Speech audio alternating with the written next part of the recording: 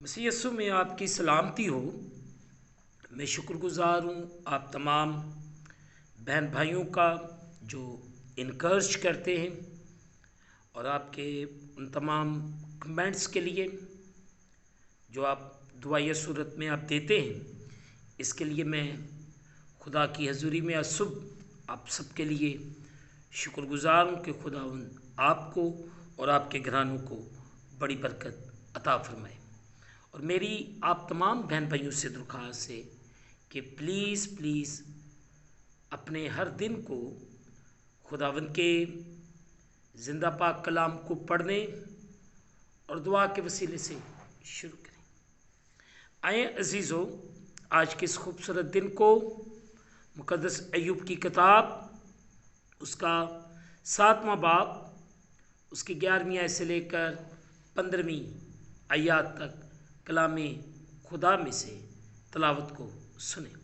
आज के इस दिन को मुक़द्दस अय्यूब की किताब उसका 7वां बाब उसकी 11वीं आयत से लेकर 15वीं आयत तक कलाम खुदा में से तलावत को सुने। सो अजीज़ों, कलाम खुदा में यूँ लिखा है, इसलिए मैं अपना मुंह बंद नहीं रखूँगा, मैं अपनी रूह की तलखी में बोलता जाऊँगा।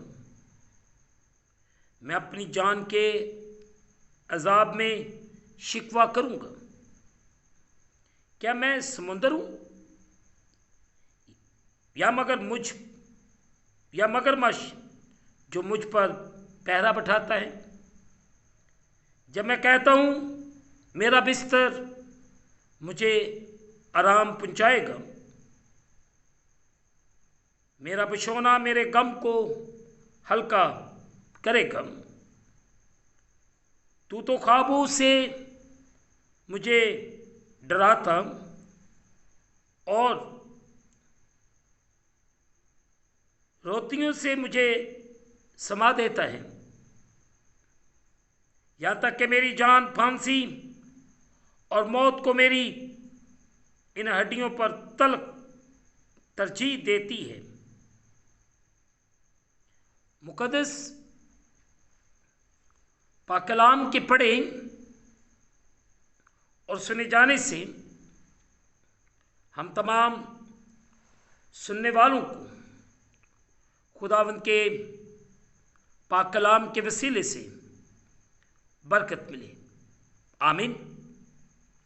आइए अजीज़ों, हम सब मिलकर आज के इस खूबसूरत पाक कलाम को जिसकी तलावत की गई है मिलकर गौर खोज करें।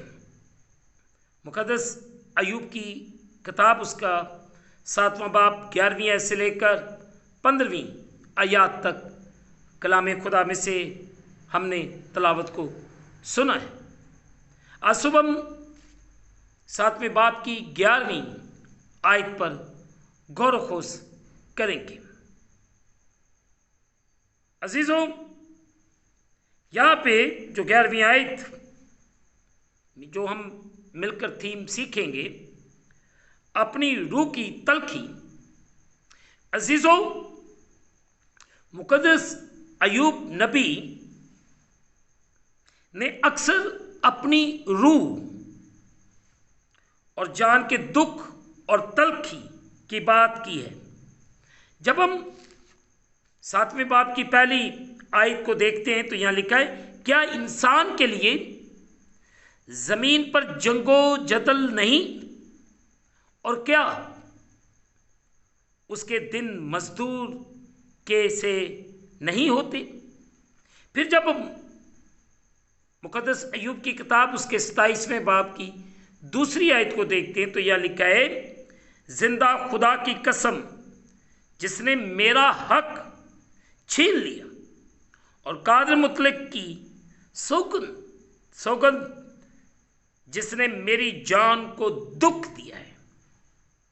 यहाँ पे हम गौर करते हैं, कादिर मुतलक खुदावंद आज सुबह हमें इस बात पर गौर करने की तौफीक अनायत फरमाए।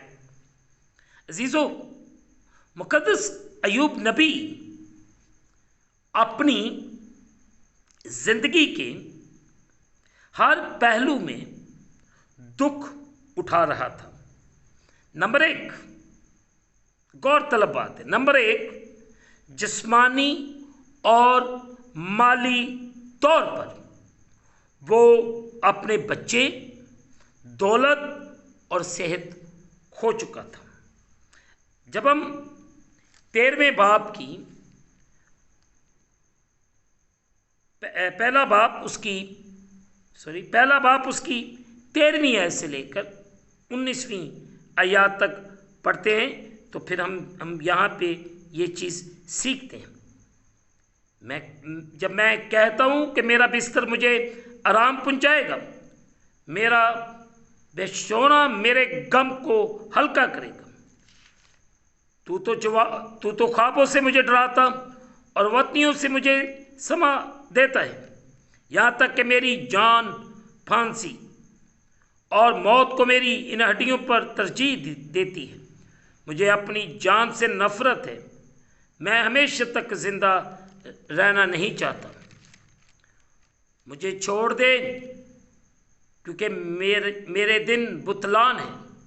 इंसान की बसात ही क्या है जो तू उसे सरफराज करे और अपना दिल उस पर लगाए और हर सुबह उसकी खबर ले और हर लम्हा उसे आजमाए।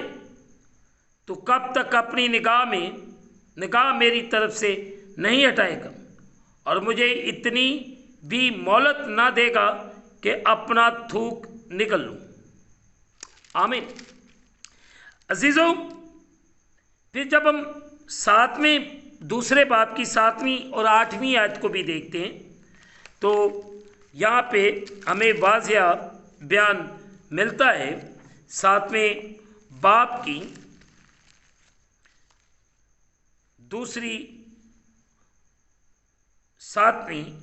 बाब की 7वीं और 8वीं है। तो यहाँ पे हमें यूँ नज़र आता है, तब शैतान खुदावंद के पास सामने से चला गया और अय्यूब को तलवे से चांद तक दर्दनाक फोड़ों से दुख दिया और वो अपने को खुजलाने के लिए एक ठिकराले कर राख पर बैठ गया। अजीजों, इस बात पर आज सुबह गौर करें कि मुक़द्दस अय्यूब को कितने दुख उठाने पड़े। माली, बच्चों की इस रोए ज़मीन से चले जाना, उनका मर जाना, जिस्म पर फिंसियाँ फोड़े और फिर वो जिस्मानी अजियत जो उसने ली। फिर दूसरा अहम पॉइंट जो आज सुबह हम मिलकर सीखते हैं, माशरती तौर पर वो ऐसे था कि जैसे बाहर से आई हुई कोई मखलूक यानी अजनबी, गैर मुल्की जिसे उसके तीनों दोस्तों और घर वालों ने बिल्कुल गलत समझा। अजीजों, ज़्यादातर लोगों ने उसके बारे में घटिया बातें ही कहीं और उसके फरेब तरीन दोस्तों ने उसे दगा दिया। तीसरी अहम बात जो आज सुबह हम मिलकर अजीज़ों सीखते हैं वो ये है, उसने ये यकीन करते हुए कि खुदावंद ने उससे मुंह मोड़ लिया है। अजीज़ों, रूहानी तौर पर महसूस किया कि खुदा ने उसे छोड़ दिया। चौथी अहम बात या चौथा अहम पॉइंट जो आज सुबह हम मिलकर सीखते हैं तो वो ये है, हर मुमकिन तरीके से मुश्किलात झेलते हुए मुक़द्दस अय्यूब नबी ने मुख्तलिफ जज्बात का भी सामना किया, मसलन तफ्तीश, बेयकीनी, रद्द किया जाना और धोखा दही, खौफ, तन्हाई और ऐसी मायूसी कि उसने मर जाना चाहा। ये बड़ी अहम बातें हैं जो आज सुबह हमने मुक़द्दस अय्यूब नबी की ज़िंदगी में से हम सब मिलकर सीख रहे। और मुक़द्दस अय्यूब नबी अपनी रूह की तलखी में ये बातें कहते हैं और उन्होंने बहुत से दुख झेले। इसीलिए मुक़द्दस अय्यूब को साबर अय्यूब भी कहा जाता है। और उन्होंने सब कुछ बर्दाश्त किया, हर किस्म की तलखी को बर्दाश्त किया। और आज सुबह खुदावंद हम सबको हर एक परेशानी में, हर दुख में कायम और दायम रहने की तौफीक अनायत फरमाए। खुदा मुझ पर और आप सब पर बड़ा रहम करे, बड़ा फजल करे और हम सबको बड़ी बरकत दे और अपने कलाम के मुताबिक खुदा ताला हमें चलने की तौफीक दे। आमीन। दुआ करें। कादिर मुतलब खुदावंद, तेरा शुक्र अदा करते हैं इस खूबसूरत दिन के लिए जो आपने हमारी ज़िंदगियों के अंदर बख्शा है कि हम मिलकर तेरे पाक पवित्र जलाली नाम को इज़्ज़त और जलाल दें। तेरा शुक्र करते हैं और खुदाम इस जगह पे जो हम मौजूद हैं तेरी मौजूदगी को महसूस करते हैं। खुदाम तो हमारी ज़िंदगी से हर तरह की मुश्किल को रिमूव कर और हमें अपने कलाम के मुताबिक चलने और पढ़ने की तौफीक दे। जिन जिन तकलीफ़ों और परेशानियों से हम गुजर रहे हैं तू खुदावंद जानता है। आज सुबह हमें हर किस्म के दुख से रिहाई अता फरमा। खुदावंद तू बड़ा फजल कर, बड़ा रहम कर और अपने कलाम के मुताबिक चलने और पढ़ने की तौफीक दे। तेरा शुक्र, हम इस दिन के लिए खुदावंद तेरा शुक्र अदा करते, तेरे नाम को जलाल देते।